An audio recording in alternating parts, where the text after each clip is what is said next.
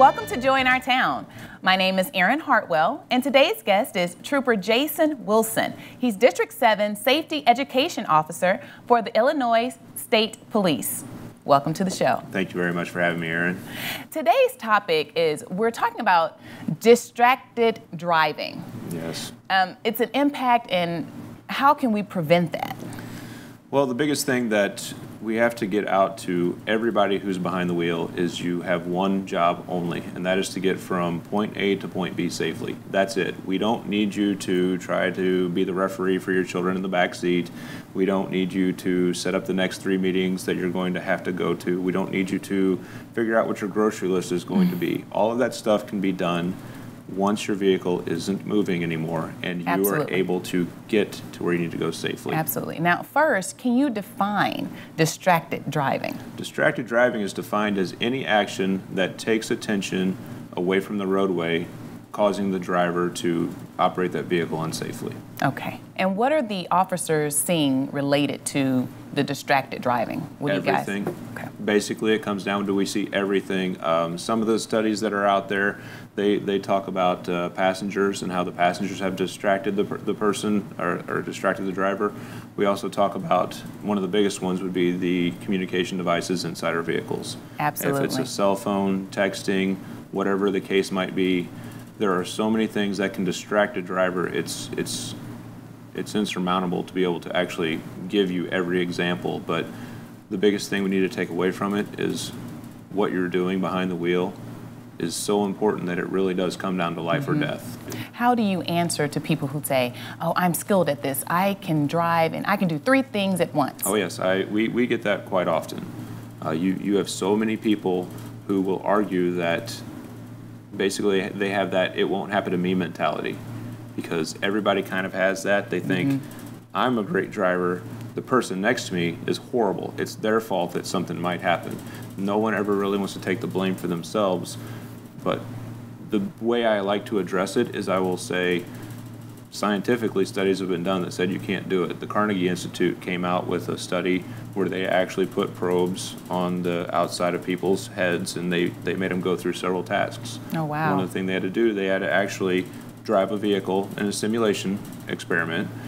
They drove it just regular, and then they made the person have a phone up to their ear and talk on the phone with one of their friends while driving in the simulator, and their brain being monitored the whole time. And they also did it hands-free. A couple very interesting things happened. One, they found out that when you're driving hands-free or with a handheld device, there is no difference when it comes to your safety behind the wheel. Really? It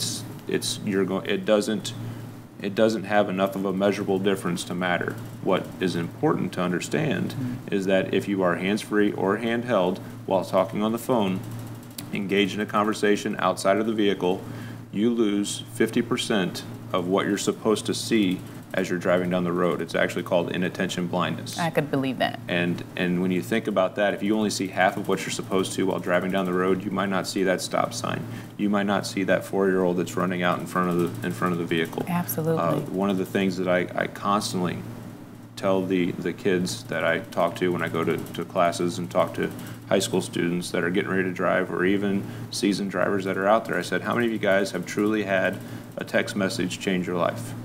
And of course, so many of them will raise their hand. I said, I'm not talking about the fact that you found out that this guy broke up with this girl, or they have a new shampoo out, or there's a new song. I'm talking about truly 100% change your life. And in all honesty, none of you have. That's right. I could simply say that because you're all here today.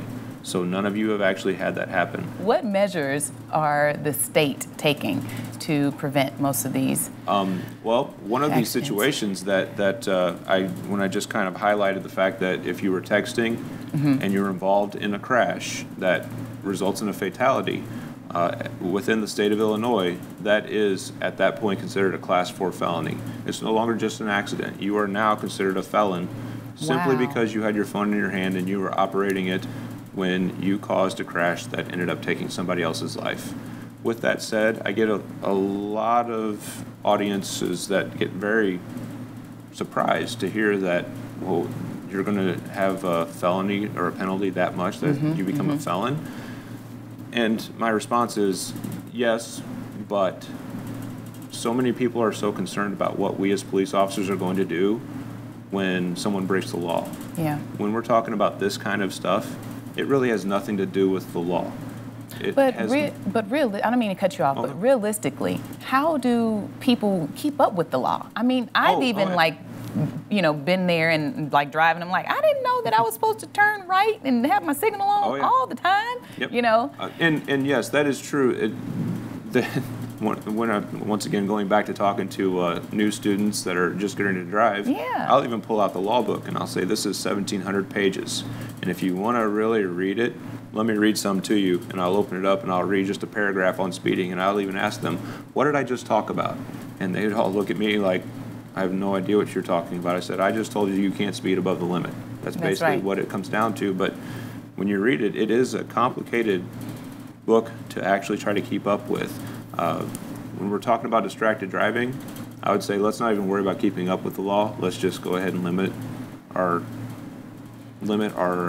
distractions behind the wheel, just so that we can save those people's lives. Because in every situation, they say, I can't believe this happened to me. We have so many statistics out there that it happens to somebody every day. I don't want it to happen to you, so all I want you to do is make sure that you take care of you. Make sure that you're limiting those distractions, you're following the basic traffic laws. Yeah, some of them out there are a little obscure, a little bit hard to follow, and that's understandable. That's why we actually have a warning system. We don't just give tickets flat out for everything that somebody does wrong. We do a lot for warnings, and within the Illinois State Police, we do probably about 1,200 warnings to every 600 tickets that we issue. So, do you think that with you guys pulling people over and not giving them tickets, and do you think that warning is good for them? Do you think that the hands-free operation, is better now, with accidents? And the hands-free operation I'm not sure about, but the warning system in and of itself is a good thing, because we really don't want to just ticket everybody for every little thing that's wrong. We want everybody to have a chance to, there's actually verbiage in our policy that says, be charitable to the inadvertent violator. That means kind of like what you just said a while ago, which is how do we keep up with this stuff? And the long and short of it is you're not going to be able to, probably, unless you live on the law pages and you just read up on the law constantly. You're not going to be able to keep up with it, because that is the beauty of law, is it does change and ebb and flow. With that said, we do have the warning system in place. Should we, like, I'd be a tattletale, and if I'm driving behind someone, I say, they're texting on their phone. Should I take a picture of their driver's license or their tag and say, send it to you guys, and this person's doing this or this person, because it could be unsafe. Oh yes, very much. You guys can't be everywhere, so. Well, what's also in the law are exemptions, and one of the exemptions is you're allowed to be on your phone. For anyone under the age of 19, they're not allowed to talk on a phone at all. Like even hands-free, handheld, nothing. They can't talk on their phone at all. Is that for Illinois and just Illinois? Iowa? For Iowa, I'm not sure what there's actually. I know that you're Illinois State Police, but but we're right there. I know, right across. But with that said, one of the exemptions, especially with the distracted driving laws, you are allowed to be on your phone to report a dangerous situation. No matter what age you are, no matter whatever the case might be. So yes, you can call 911 if you're observing somebody who is distracted to the point of dangerous. If they're crossing over, all the lines and they're taking up the whole roadway. They've been on the shoulder several times. You saw where they almost lost control. Yes. That is extremely dangerous. And yes, we do want to be aware of that. So you can call 911 and report that person as distracted. We just had one recently. Where the call came in as a distracted driver, and the person had a full laptop sitting on their steering wheel driving down the road at a high rate of speed. So it's out there, and we definitely want to know about it, because you're right, we can't be everywhere all the time. So it's good to be aware of those situations when we aren't around, so we can try to get somebody within that area to limit that danger. What other things can be done to prevent distracted driving? Well, one of the things that has actually come out, especially with teenagers, is the number one distraction for teenagers, believe it or not, are other passengers. It's not the phone. That comes in a very close second. But teenagers are the number one distraction for, passengers are the number one distraction for teenage drivers. So when I go and talk in front of groups, one of the things I also say is make sure that you're a good passenger. I know that with my family, I've got a wife and children. With my family, whoever's driving, they deal with nothing but driving. And my wife and I both have phones, and if my phone rings, she's going to answer it. If her phone rings and I'm the passenger, I'll answer it. If one of our children has a problem in the back, that's for the passenger to make sure to take care of. That's right. If you are by yourself and you do have, if you're the lone adult and you do have children in the back, I've seen where people have had to unbuckle a child while they're going down the road because the child was having some difficulty with something. You have two extremely hazardous situations right there. You have an unrestrained passenger in your vehicle, plus you're now looking back at that child and not at anything in front of you while your vehicle's traveling down the roadway. You have to make sure that you have a team of support, and that would be everybody inside that vehicle, because it's within everybody's best interest that you don't get involved in a crash. Right. Where can viewers get more information about distracted driving? They can go to our website with the Illinois State Police website, which is il.us.gov, or they can also just go to District 7 headquarters, call up to our station or our headquarters and just talk directly to me. Okay. All right. Oh, direct line. It would be directly to me. Now, with that being said, I am out of the office often, so I have people that get a little mad at me if I'm not calling back within a day, but it takes a little bit for me to get back to. All right. And are there any other thoughts or suggestions that you like for the viewers to remember? Well, we concentrate within the Illinois State Police on what we call the Fatal Four. Those are the four violations that do cause the most fatal crashes, and usually it's not just one. There's usually a presence of two, if not all four of these at one point in time, and kind of fitting is distracted driving is number one on the list. Failure to wear seatbelts, speeding, and then driving under the influence. Those are the four that we have to concentrate on more than anything else. I'm good with all those. Yes, I'm good with all those. That's what I like to hear. All right, sounds good. Viewers, stay tuned. We'll be right back with Joy in Our Town. Got a new TV, computer, or cell phone? Waste Commission of Scott County will properly recycle your old e-waste, so don't worry about your data and information. Not sure what items are considered e-waste? It's simple. Anything with a screen or circuit board. No appointment necessary. Just stop by our e-waste facility to drop off your items. The best part? It's free for Scott and Rock Island County residents. E-waste recycling. Good for the environment, easy for you. Not sure what to do with all those paint cans, cleaners, and other harmful items under the sink and in your garage? This material poses a health risk and is harmful to the environment, so it can't be thrown out. Go to wastecom.com and make an appointment to bring in your hazardous material. We will dispose of it properly, and here's the best part. It's free for Scott and Rock Island County residents. Proper disposal of hazardous material. Good for the environment, easy for you. See these hands? They grip the wheel of a Humvee in Afghanistan. These hands? 6 years treating soldiers. 12 years flying choppers. We know you're strong, but sometimes you need a helping hand. You served us. Now let us serve you. The Iowa City VA Healthcare System. Welcome back to Join Our Town. I'm Erin Hartwell, and today's guest is Trooper Jason Wilson. He's District 7 Safety Education Officer of the Illinois State Police. That is a lot. That is a lot, yes. At least you don't have to have all that on the badge. Yeah, they don't make them big enough, I guess. Today, in this segment, we're going to talk about driving under the influence, DUI. Oh, yes. Driving under the influence, everyone's problem. It is everyone's problem, and the first thing I guess even if I don't drink, I mean, it's still my problem, it's right? Probably more so your problem if you don't drink, just because you could be someone out there just trying to go around about your day, and all of a sudden, someone that has partaken in alcohol has now caused you an issue and possibly ruined your day. Unfortunately, 1 out of every 3 people in America will be affected by a DUI crash at some point in time throughout their life. So, what's one of the most extreme issues or things that you, situations that you and your team has had to deal with? For me, actually, it goes back 13 years ago. It's actually the hardest night of my life. And when I go and talk in front of groups they're on victim impact groups where the people in the audience have been arrested several times for DUI, I even asked them, I said, how many of you have actually looked at the officer that's arrested you and said, you're ruining my life, and it's your fault that I'm here? And you would see several hesitantly raise their hands and said, I only know that because I've had people say that to me. I said, why do you think we actually arrest somebody for DUI?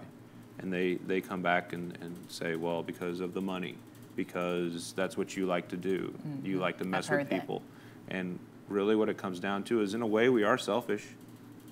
And for me, I go into my story as to why I am so selfish about arresting somebody for DUI. For me, back in 2002, up on the North Tri in Chicago, there was a family of 4, a mom, dad, an 8-year-old, and a 5-year-old who were driving down the road. The 8-year-old son was getting sick, so the family moved over to the side of the road, and they did a great job. They moved as far over as they possibly could. The 8-year-old was on his hands and knees in the back seat, and his head was out of the back open passenger door, and he was regurgitating on the roadway. The 5-year-old they put in the front seat and had her buckle in. Unfortunately, a 21-year-old who was both drunk and high, I don't remember what drug, he had 2 types of illegal substances in his body, and I don't remember his blood alcohol level. All I remember is that he did pass out behind the wheel. His cruise was still set at 72 miles an hour, and he crossed over on the shoulder of the roadway.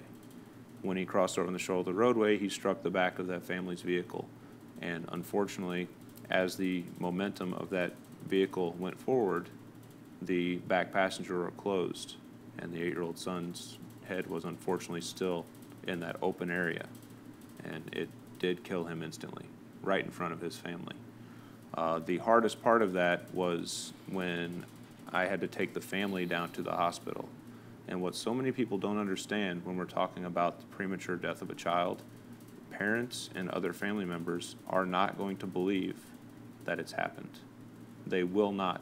When we make notifications, we have to say these words: your son or daughter, your husband or your wife was killed in a car crash. We've got to make sure that we have a finality to our message. We're not allowed to say soft phrases like they passed away, they're in a better place. We unfortunately have to have it that cold so that the message is extremely clear. We're not giving false hope to a family member. That's the cruelest thing we could do. So with that said, as I take this family down to the hospital, which was 45 minutes away, the family starts asking me questions, and I was already under orders that they had the support staff down at the hospital to be able to break the news to the family. So we get down there, and the last sound that I remember hearing from the mother was as we took them into the comfort room, and they had the doctor, the clergyman, the grief counselor all in there. I heard the mother wailing as they broke the news to her. And that still, and I've had personal loss. I've had one of my own aunts who's been taken from me because of a DUI crash. I've had my own personal losses, but that night with that family that I only knew for about 6 hours is still the worst night of my life. So when people ask, why do you arrest people for DUI? It's really simple. We are selfish. Mm-hmm. Because we know that almost every police officer that's been in this job for a while, they've probably gone home to their own family, and they've gone to their own child and picked them up and held them, knowing that they just left a family that's never going to be able to do that again. Yeah. How does, how does driving under the influence happen? How did, I guess people get in the car and they say, I'm okay. Yeah. Let me just get home. Yep. And I've made arrests with people who've said, thank you for arresting me. I've done this since I was 16, and now they're 30-something years old. And they said, I've never been caught, and I can't believe that. Or you get the others that say, I'm fine. I don't have a problem. I'm not drunk. I'm not intoxicated in any way. Because mentally they don't think they are. No, the first thing that alcohol affects is judgment. The very first thing that alcohol affects, everybody thinks it's your physical abilities. It's not. It's what happens in your mind. So they aren't even capable of reasoning with how dangerous that actually is. You have to have it almost ingrained in you beforehand, before the impairment. And I kind of want to go back real quick to the actual No, impairment. go ahead, go because so many people think, okay, DUI, that just means that, because I've had several people that said, well, I haven't drank anything tonight, and they're barely able to keep their eyes open. Well, unfortunately, it's not just alcohol we're talking about. That's why it's DUI. DUI means driving under the influence, and then there's just kind of a little blank space back there because you can fill in of prescription drugs, of any influence, under the umbrella of. Yeah, it's basically under the influence of any intoxicating compound that will deem you unsafe to drive. That's what it really comes down to. In other states, you have DWI, which is driving while intoxicated, and that is specifically alcohol. In Illinois, DUI means anything that could possibly make you unsafe. The example I give is NyQuil. I don't know how it affects you, but I can tell you right now that if I took NyQuil 23 minutes ago, I wouldn't be talking to you right now. I'd be on the floor next to this table. Yeah, me too. So I know for a fact that I cannot get behind the wheel of a car after drinking NyQuil. Right. And that's just a simple over-the-counter drug. It's not one of those that you need a prescription for, like Xanax or Adderall or something else that is so much more potent. And unfortunately, what we're seeing within the nation is that 50% of all abused drugs, including alcohol, cocaine, heroin, anything, is prescription drugs. So there are so many people out there now who think, well, I've got a prescription for it, so I'm safe to drive. Mm-hmm. Well, you have to read that label and make sure that you are able to operate a vehicle while you are taking that medication. Now, you're saying drugs as far as them driving, but what about open containers? Okay.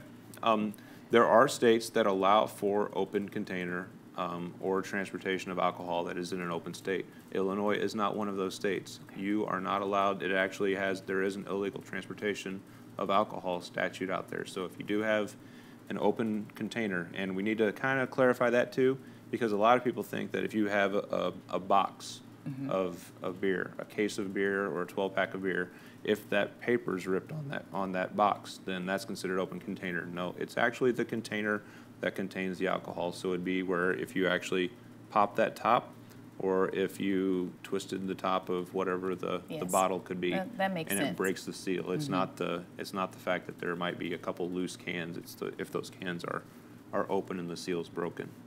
Okay. Are there any myths or misconceptions about drunk driving? Well, several things that I could think of. One of them would be so many people decide that after they've had a great night of partying, they're going to go drink a couple cups of coffee and they should be good. Coffee does not counteract alcohol. So many people think that, well, I should be fine. I'm awake now. Well, you're awake, but you're still impaired. That doesn't mean that you're able to actually operate that vehicle safely. A couple of other things I could think of are where people think that, well, I went to sleep, so I'm okay. Well, if you drank for 6 hours the night before and then you slept for 3 hours, your body didn't have time, especially what the average of the American male to be able to process alcohol is usually 1 drink per hour. So the body's liver is able to actually metabolize 1 drink per hour. So that'd be 1 12-ounce beer, 1 6-ounce glass of wine, or 1 shot of hard liquor. That's kind of the general breakdown of what it would be. So if you wake up 3 hours after you stop drinking and you get in your car and you start driving, so I've made several arrests at 9, 10 o'clock in the morning, and they said, it's impossible.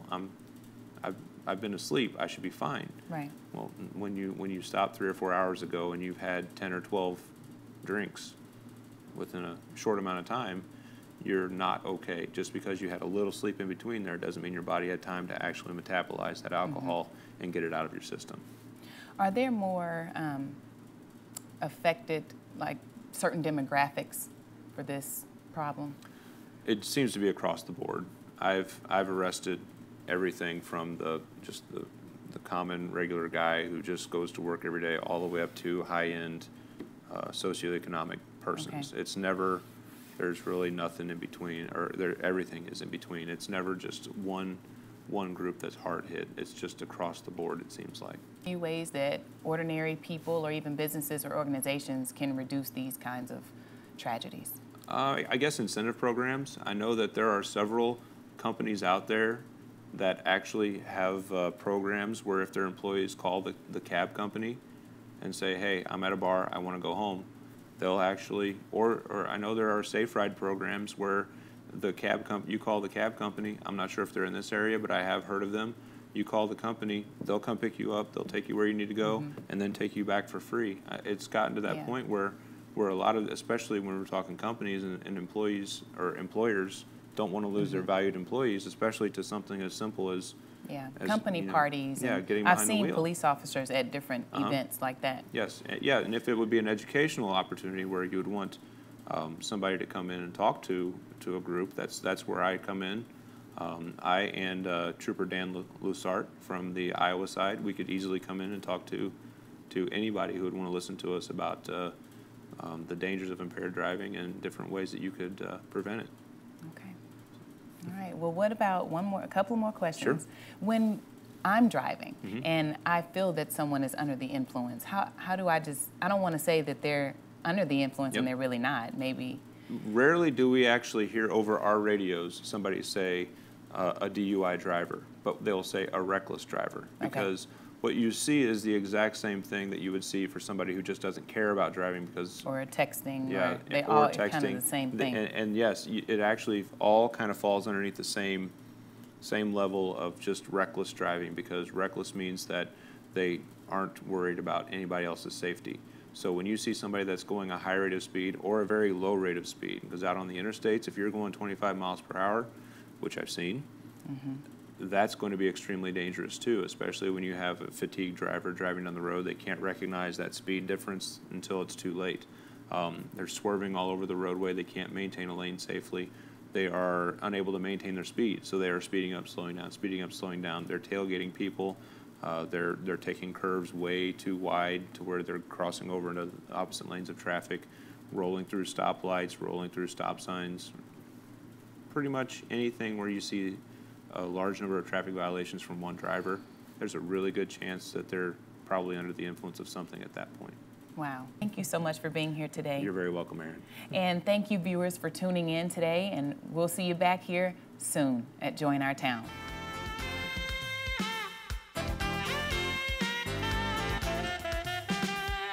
This program has been sponsored by the Trinity Broadcasting Network and made possible by your telethon dollars. Your continual support can keep Join Our Town brought to your home every day. So write Join Our Town, P.O. Box A, Santa Ana, California, 92711.